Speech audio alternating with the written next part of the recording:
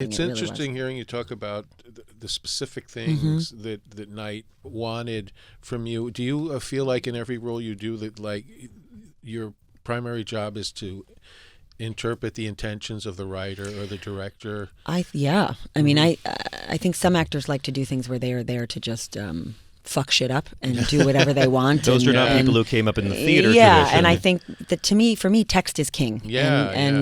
Or queen, whatever you want to call it. But it's very important to me. I get all my cues in terms of what's intended, what's desired, what is wanted from the text. And because Knight wrote it as well, it was very clear to me that he wanted it a specific way. And he, this is a movie that's been incubating in his mind for almost 20 years. So the specificity was important to him and long thought out. So I just trusted him. And I think on the third day of shooting, I was doing a scene with James where when my character first meets him and he's running towards the light and all these things are happening and he's playing all these different characters. And James was doing one take after another that was really off the charts brilliant. But he did one that was so mind-blowing to me standing there. And Knight came running in and said, we have it.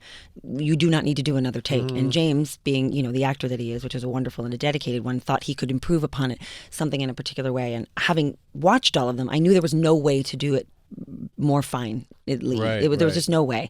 And it was at that moment that I knew that I could trust Knight completely, because sometimes you're doing something with a director, you have no idea if you guys have the same taste. And they say, it's perfect, I promise you we have it. And it's like, I don't fucking know you, and I don't know what your taste is, and I'm glad to be here, but you may like 1,000 performances I think are terrible. So it's very hard to trust, and because I was off camera for James's coverage and could see how brilliant he was, and I knew that Knight was right, that there could be nothing improved upon. But have you had that moment where you get a take and you know that everyone in the room loves it, everyone on the floor loves it, every time I do it, you can do it again? Every time I do a take, I don't care if someone comes in and says it was perfect in all ways, I don't believe them, and I would like to do it again. So I understand what James wanted, but I knew that Knight was right, and that happened on day 3. So then for the rest of the time, because I do tend to get a bit combative, I think, quite easily with